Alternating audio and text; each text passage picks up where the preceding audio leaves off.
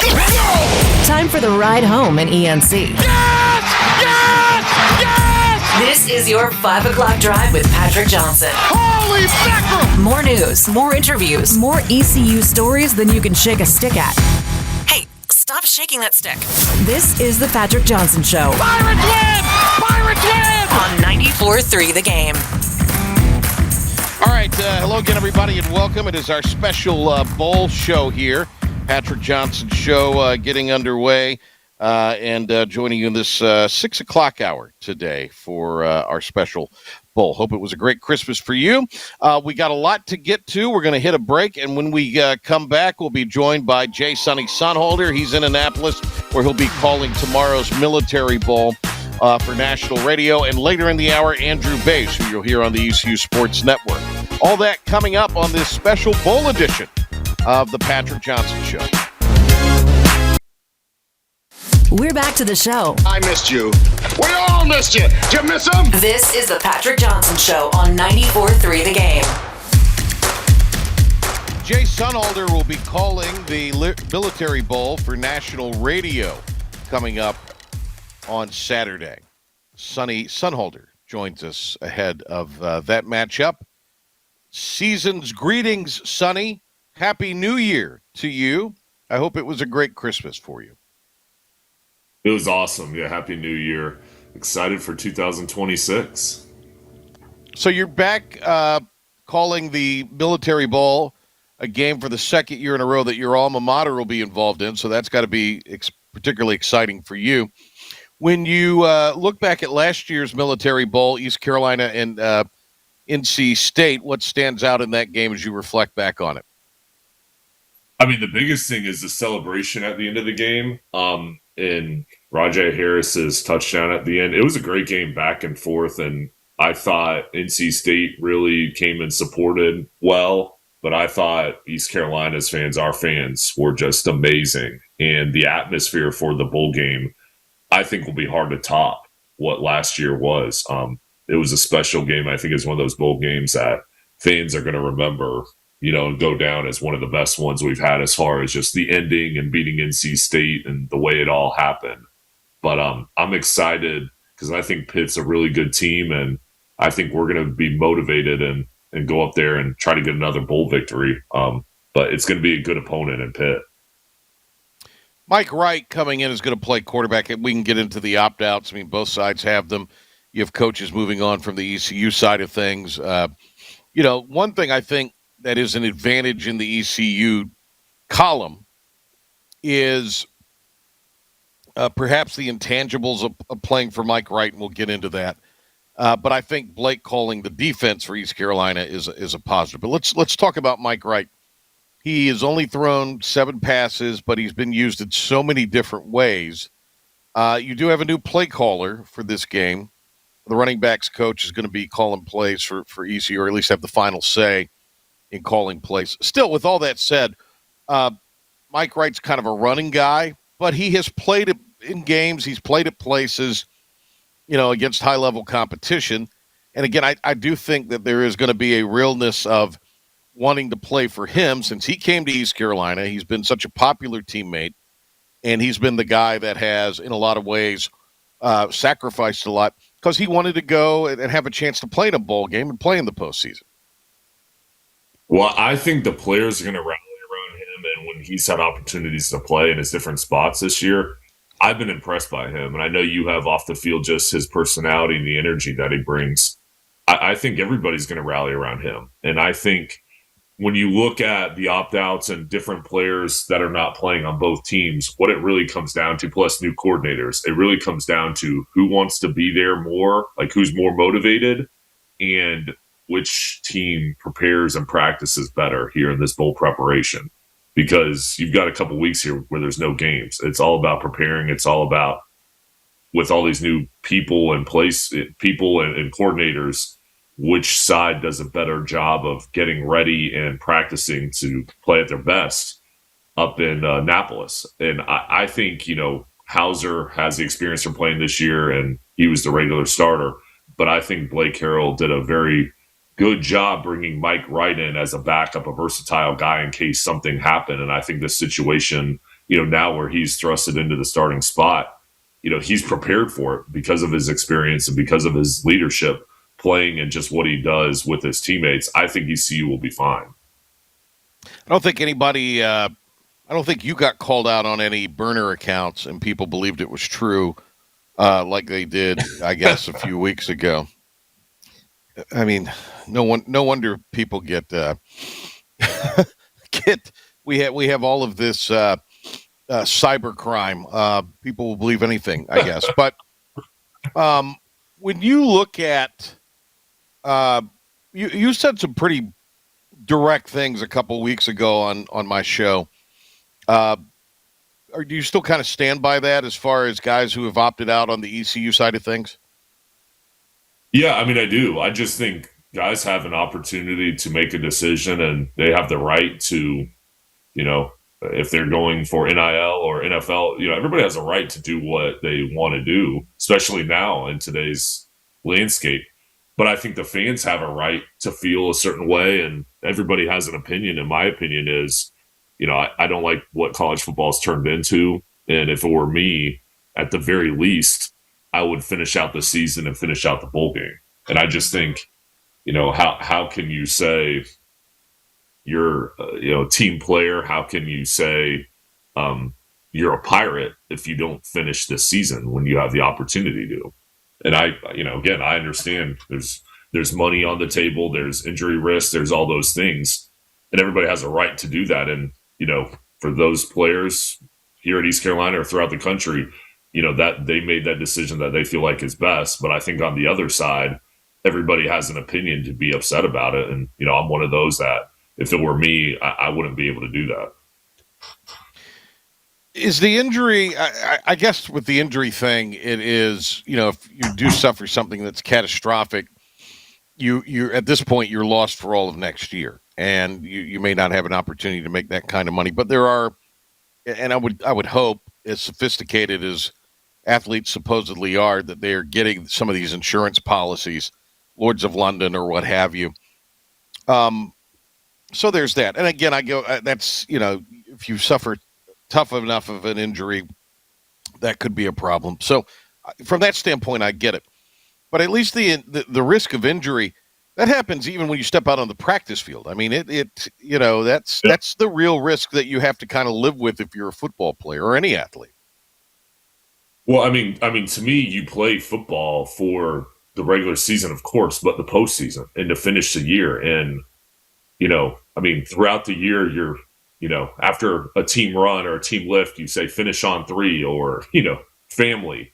And I just don't, I don't agree with leaving the season early at all, because that's what you prepare for, is you prepare for going to a bowl game after the regular season and winning and finishing out the season. And when you're leaving early, what are these players playing for? Are they playing for just money? I guess it's just money, because they're obviously, at their next school, are they going to do the same thing if they get an offer somewhere else, play regular season and leave?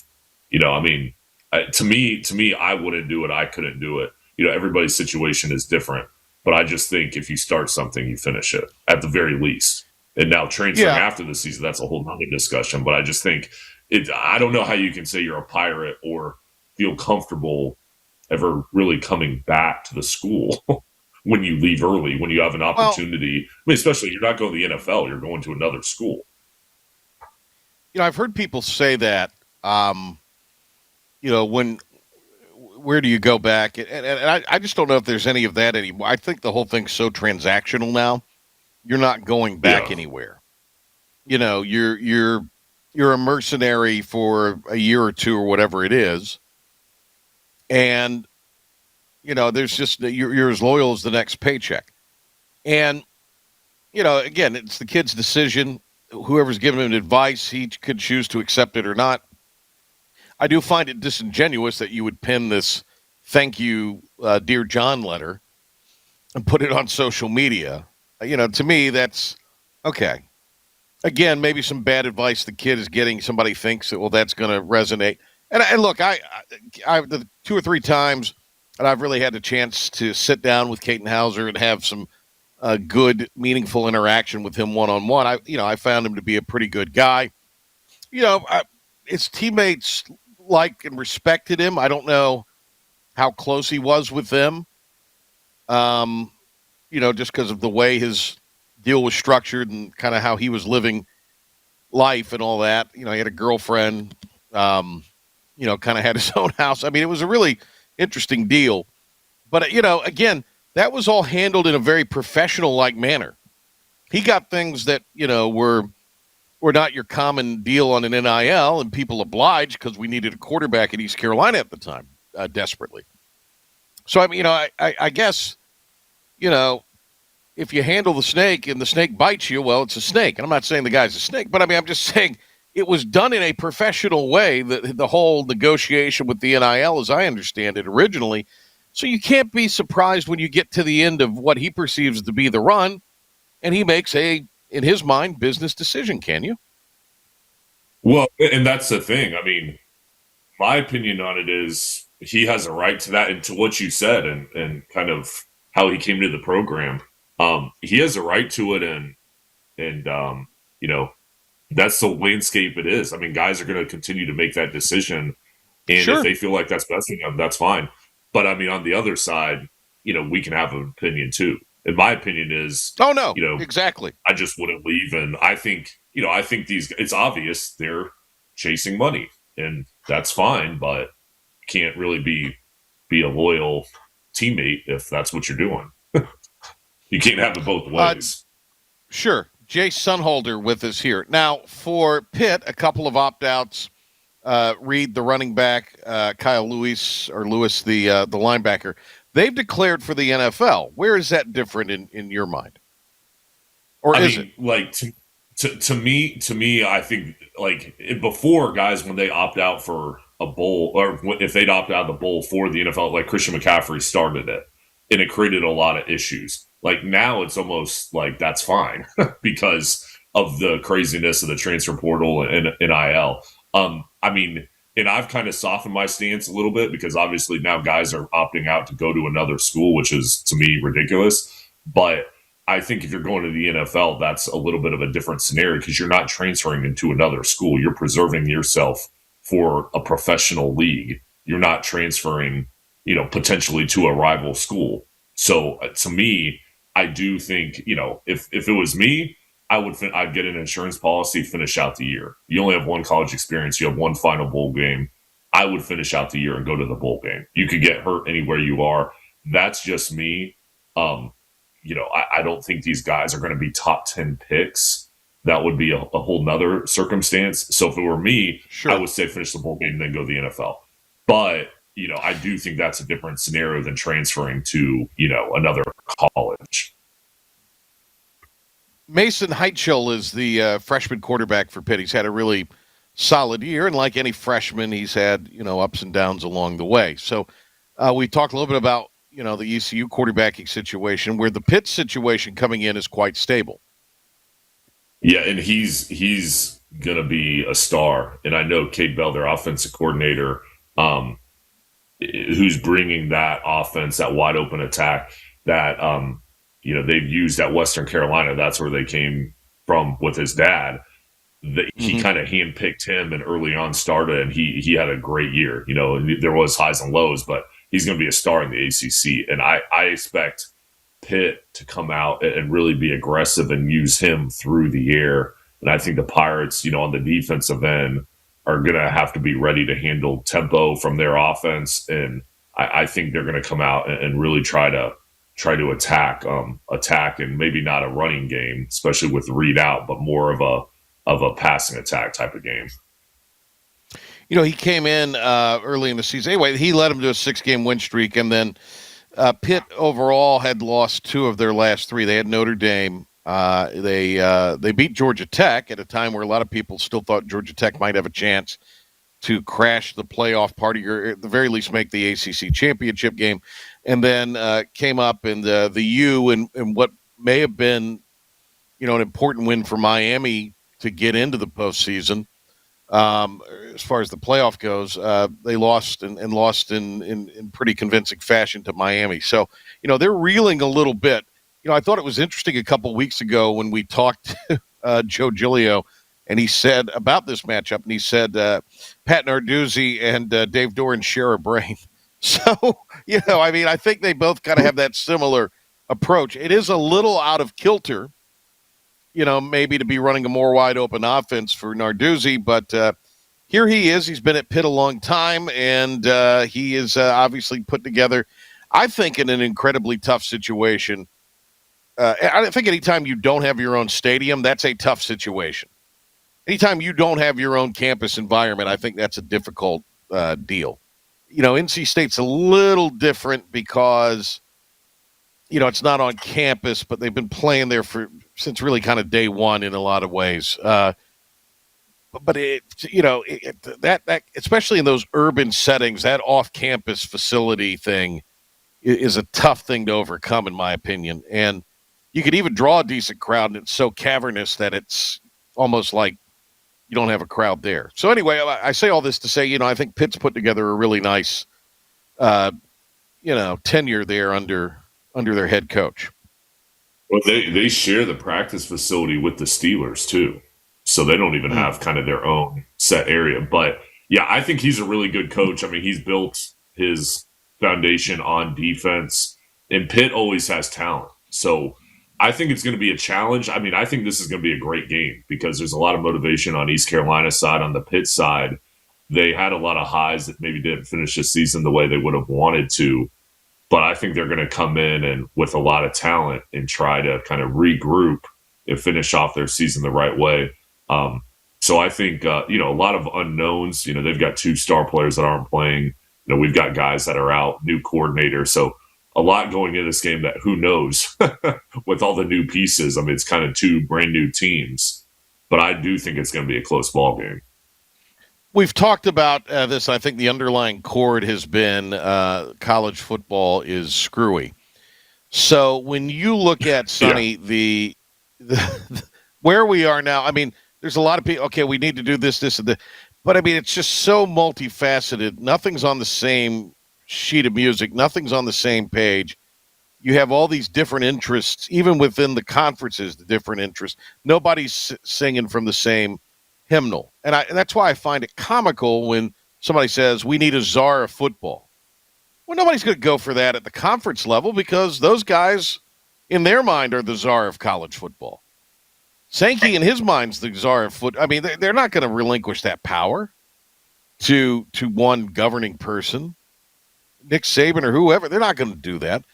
But somebody does need to kind of, be a visionary and be proactive instead of reactive. For the second most popular sport in America, when it gets to its postseason, it's almost bastardized in so many ways. And it's also with all these opt-outs and transfer, a lot of it is the importance is negated greatly. Where you could complain, there's a lot to complain about with college basketball, but its tournament is the most important time of the year. It's become a tournament sport, but the postseason, there's something sacred about its postseason. The NBA, for all of its failings, but there are many. Their postseason is a legitimate postseason. Takes too long, but it's a legitimate postseason. Same thing with baseball. Same thing with all these sports. But it's college football, the second most popular sport in America. And it gets to this time of the year, and people love to watch the bowl games. And there's intrigue with the playoff. But it's so screwed up. How do you fix if you could wave the – I mean, do you have to kind of blow it up, start over? I know that's been talked about by one of the coaches in the last week or so. But, I mean, what needs to be done to kind of get this thing to where it, runs in a smooth way and, in a way where everybody, like in the other sports, has a chance from day one to win a championship? Yeah. No, it's interesting because every coach says we need to do this or we need to do that. Well, who's doing it? But none of them are willing to do it. None of them are willing to take the lead on this and grow a set of cojones and buck this. I mean, it's amazing. Yeah, in a way, as bad as this sounds, I think they kind of like it because it brings a lot of attention to the sport. There's a lot of talking points and a lot of things that people can complain about on shows. And, this is all run, the college football is being run now by the Big Ten and by the SEC.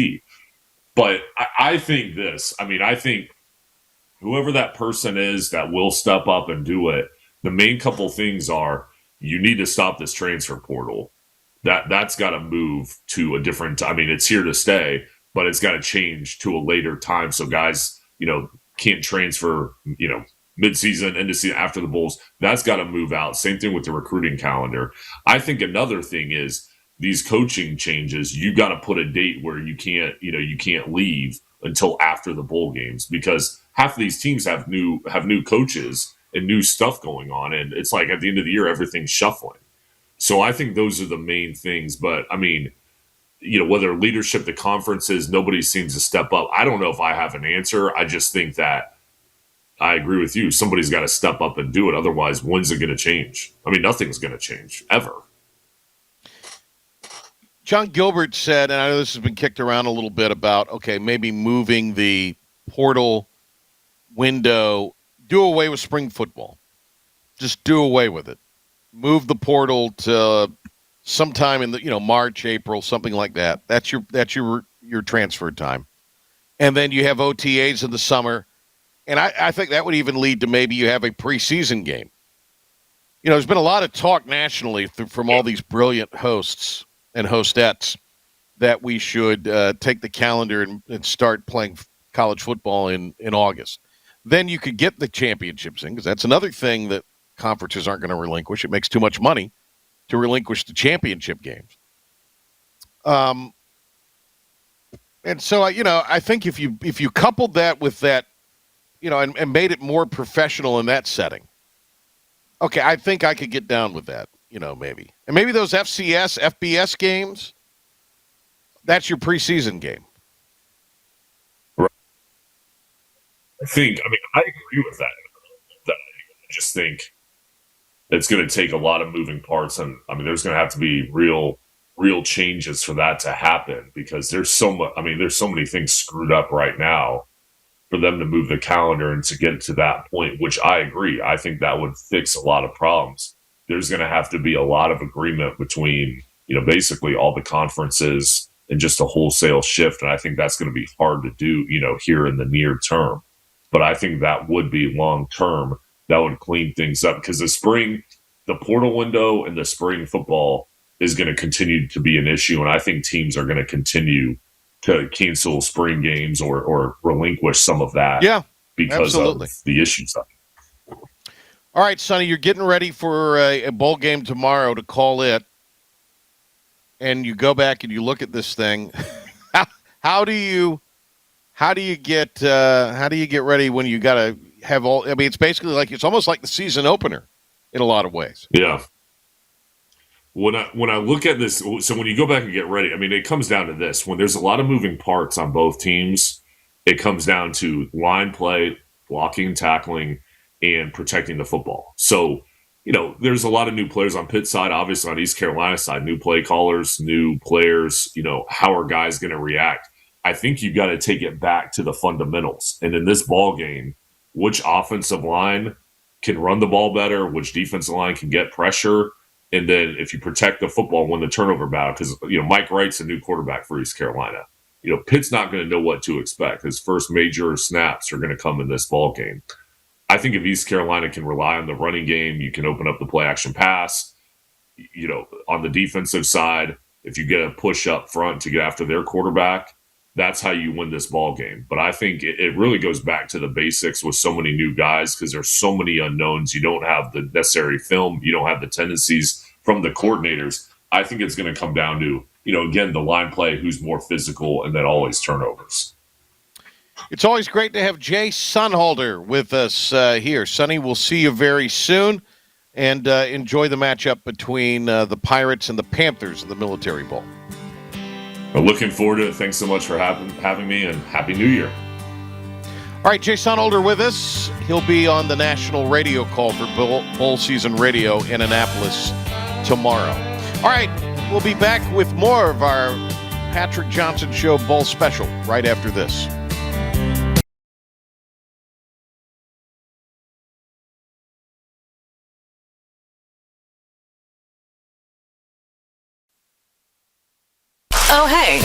Welcome back. Oh, look who's back reporting for duty. You got here just in time.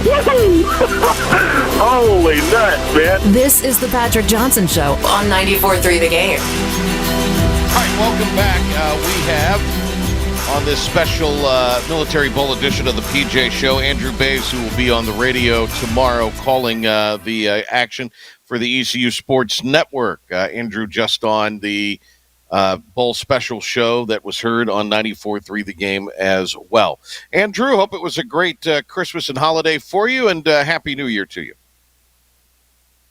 Absolutely, man. It's always great to be able to settle down after crazy months of work and be able to settle with family, and it was great. I hope you had a great holidays, and looking forward to a happy new year and a great bowl game.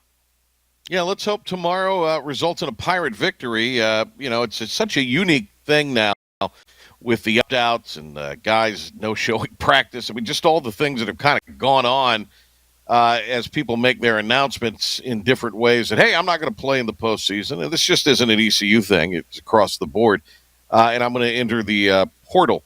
So I don't know if they thought maybe the portal window being moved to the second would make a hill of beans of difference. But at least in the case of East Carolina, and to a degree, Pitt, it is not. I know Pitt's got a couple of opt-outs for purposes of the draft. But with all that said, Andrew, it has to be frustrating in getting ready for a game because there's a lot of unknowns. And this ECU team, for sure, is not going to resemble anything close to the team that you saw play a bunch this season. Yeah, Patrick, it's been painful to watch as a alumnus of ECU, and obviously I'm calling the football game, and I've got to look at it objectively, but it's painful. We talked to Coach Harrell this past week, and you just hear the frustration. I've heard it in his public statements, with the media, but it's just a really tough pill to swallow. You lose both your coordinators, had a successful year by all measures, lose both your coordinators, lose your starting quarterback, lose, one of your top productive tight ends, lose your starting wide receiver who, went on the field. Yannick Smith was a complete difference maker. The offense was completely different when he was not on the field. Defensively, they were able to keep all the pieces together, but, the transfer portal window being January 6th January 2nd, and then talk of moving it back to the spring. I don't think it's going to matter. At the end of the day, when you get to this point in the season, even if you back it up to the spring, there's going to be kids that are going to opt out of these games, and the Pirates aren't the only ones. Obviously, they're not. It's throughout college football, and it starts with the coaching staffs. And I remember talking to Blake 3/4 of the way through the season, and they were already having conversations with families. They were already having conversations with players, starting to put together, offers as far as what things are going to look like budget-wise to these players. And so it's already a major distraction to teams, to coaches, to players. These players now have agents. So you have agents talking to these players 3/4 of the way through the season, or even halfway through the season, or even before. Obviously, there's kids that will be one and done to schools and transfer out their freshman year, and so they're talking to their agents throughout the year, and it's so bad for college football in a lot of ways. And I wish there was a quick remedy, but I don't think there is one. Well, I think the reporting of the demise of the bowl system and bowl games, while there might be some individual games that kind of die on the vine before next season, I think the demise of the reporting of the demise of the bowls is not a very realistic thing, because ESPN owns a lot of these bowls now. And what is ESPN in the business of? Yeah. Live events. That's their. So ESPN's going to do things to preserve the bowl system, and even put up with the aggravation of maybe teams turning you down. Here's what I think has to happen. I want to get your take on this, Andrew. I think the worldwide leader and the bowls have to offer something kind of like we saw during Thanksgiving with the big basketball event in Las Vegas with all the top programs. A huge pot of money to go to the winner that would be paid out to the players. So in other words, you're playing for something. Maybe you guarantee something going to the NIL of or the rev share pot for these teams, in the form of just kind of a general bonus. So that motivates the university to go. But reward the players with something. 10 grand, 20 grand, give them something to play for. And obviously the loser would get something for being there. But, to me, that would seem like the way maybe that this thing could move forward in a way that the bowls would be really, really meaningful. Because I don't think if you attach if you don't attach monetary gains for it, it's going to die a very slow death on the vine. Yeah, it's a weird thing, right? So it's all monetary. We're talking about money. We're talking about paying the student athletes, and these deals, these NIL deals are, I'm assuming, paid monthly throughout the season.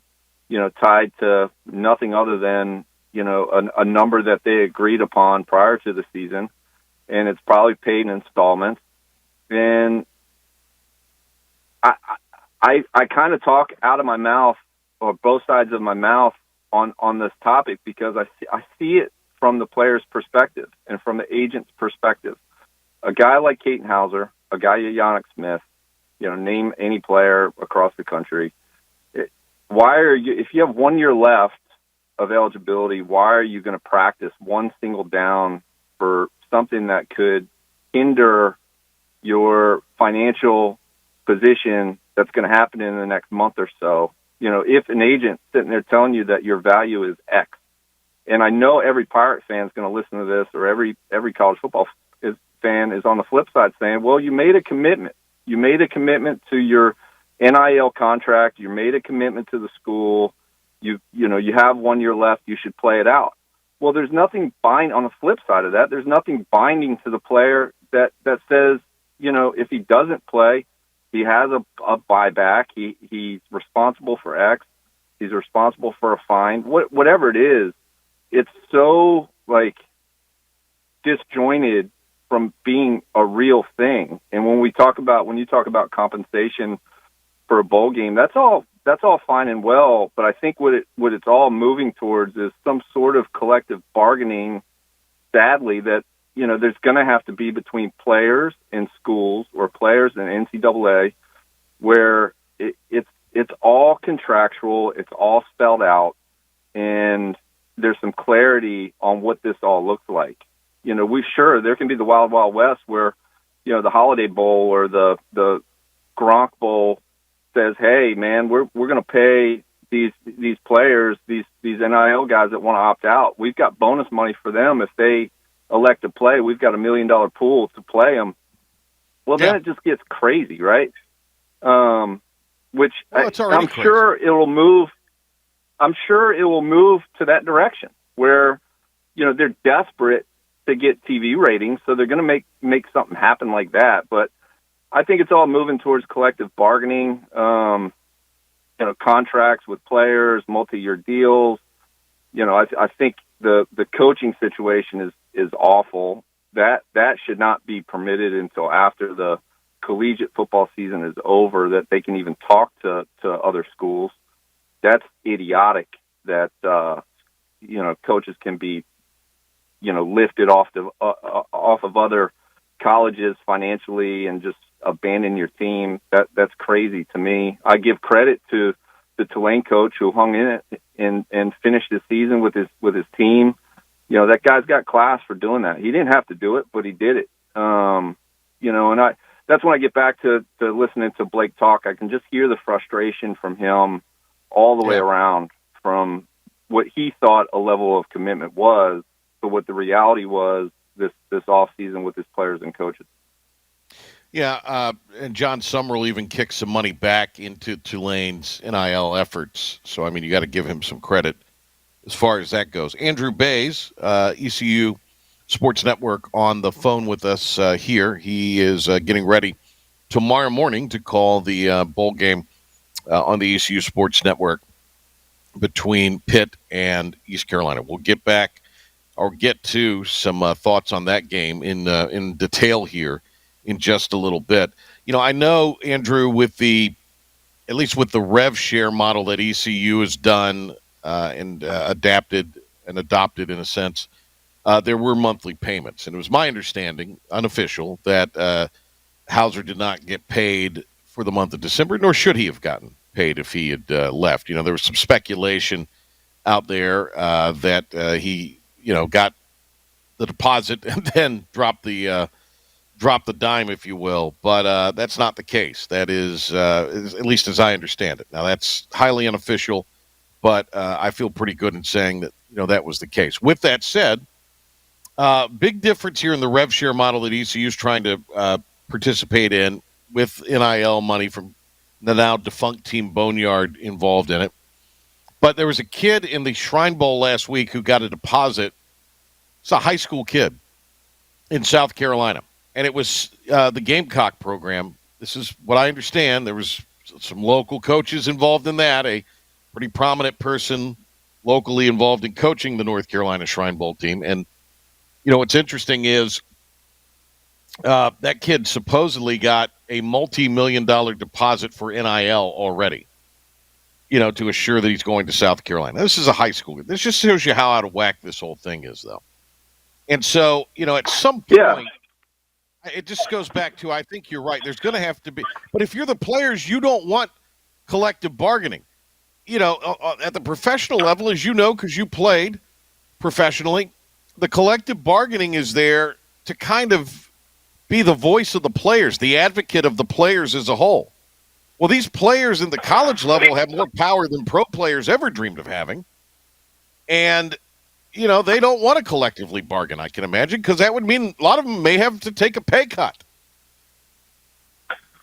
Well, I agree with what you're saying to a certain extent, right? It is the wild, wild west. There's no boundaries. There's no greater time. There's probably nothing illegal as far as like from South Carolina's standpoint of putting a deposit down on a high school player, which just sounds absolutely crazy.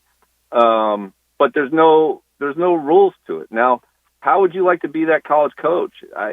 Sure, you've secured, your school has been able to secure a kid for you, but you're setting the tone that kid, what is important to that kid. Now, I don't know anything about this kid you're talking about. I mean, for all I know, he's the greatest kid ever. And, but what's that kid going to do when things get tough after his first year? Maybe if he's not playing, he don't like his coach, his defensive line coach or whatever it might be, talk back to him, try to put him in line. That player's making more money. That defensive line coach in college, is he going to try to get that guy fired? Is there pressure on the coach? There's a whole deal that is just so messed up. But I as far as rev share goes and that kind of thing, I don't.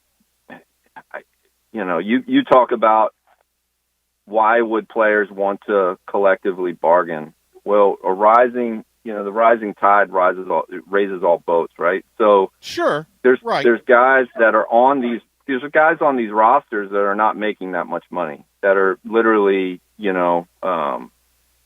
I think what a collective bargaining agreement would do is it would set the stage for, limits on or limiting dollar amounts in rosters. It would, create a market for players, that could get the guys that are deeper in the roster better paid. So everyone's being able to gather the money instead of the five guys on the team that are taking all the money.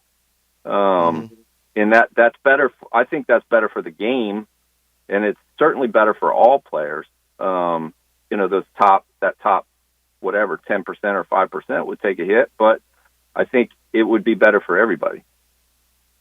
Andrew Bay's with us. Andrew, as you look at the game, and one of the positives is we'll get to see Mike Wright, in a sense, start a bowl game, or at least be the quarterback. that will get some snaps and meaningful snaps in a bowl game. That's kind of what he came to East Carolina to do, was, make a postseason bowl. That was a goal of his after playing in, some Power 4 conferences. So, I'm happy for Mike Wright. Hadn't thrown it a whole lot this year. He's gotten some meaningful snaps. He's determined the outcome of a lot of games with his play. So, from that standpoint, I feel a little better maybe with the offense, because Mike Wright is so slick and so smart. Defensively, I'm not as worried about it with Blake calling the defense with help from Roy Tesh. I'm not as worried about what's going on defensively. Offensively, with the play calling, I have some concerns, obviously. But let's just start with Mike Wright. I mean, you have to be, as an alum, a fellow alum, as someone who has followed this team and gotten to know Mike Wright as you have and I have, I'm rooting like hell for him. Oh, there's no question. I mean, he is.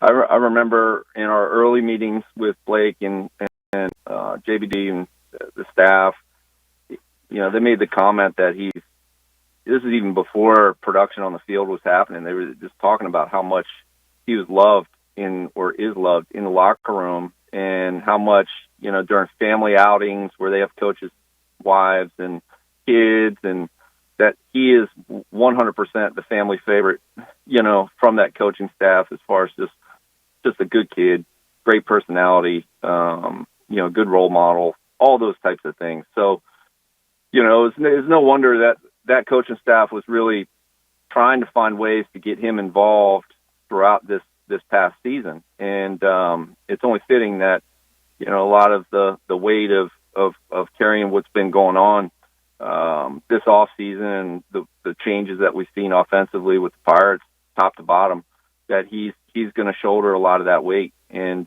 you're right. I mean, he's only thrown for 13 yards this season. Chasson-Ditta has only thrown for 38 yards this season. Ryan Levy, the backup punter, has more passing yards than Mike Wright does. And so it's a weird thing going into this bowl game. But, I think it's going to be a combination of the two. Chasson-Ditta has a really good understanding and grip of what the coaches want to do inside of this offense. And I think Mike Wright delivers a lot of the ability to, run and throw and be able to keep the Pitt defense on their toes from a planning standpoint. I think it's probably been difficult for the Pitt Panthers defensively to scheme up these two quarterbacks and what it's going to look like.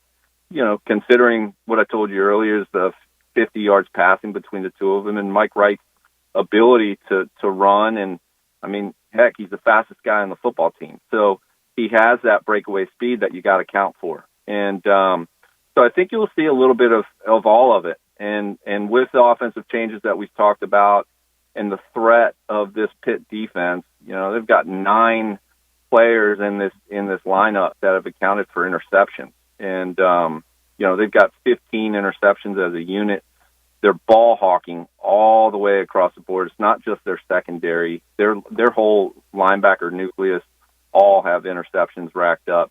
So ball protection is key. I know talking to Blake this week, they're going to want to eat the clock a lot to try to stretch this game out, to have it within reach, just like the bowl game, Military Bowl last year against NC State.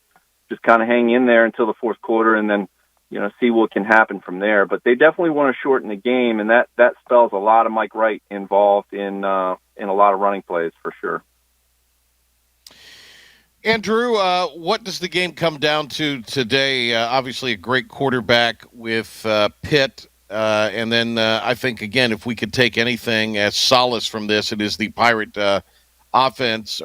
defense has maintained a lot of what it presented during the season and has got some guys back healthy too. And then, I think we all kind of trust Blake Harrell in this role that he was in last year's Military Bowl, which is serving as the head coach, but also calling the defense. Yeah, I mean, my main key for this game is very similar to what my main key was for the Military Bowl last year against NC State, and it's going to come down to the trenches.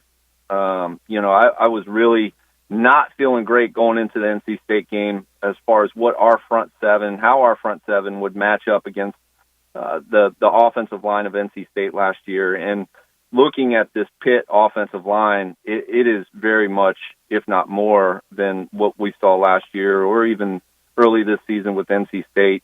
Their left tackle's 6'8", their right tackle's 6'7". They're huge across their offensive front. They're able to move bodies.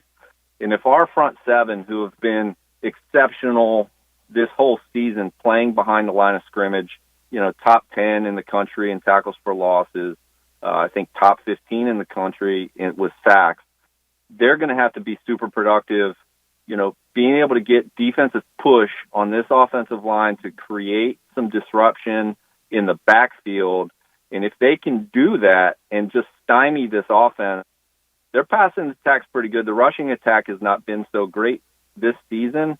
However, Mason Heichel, he's played in 9 games this season. He's been able to rack up some yardage. He's a heck of an athlete. He can beat you with his legs, but he will turn the ball over also. So if the Pirates can get in the backfield like they have been all season long and be disrupting, I think they'll have a chance there. Now, offensively, we talked about it.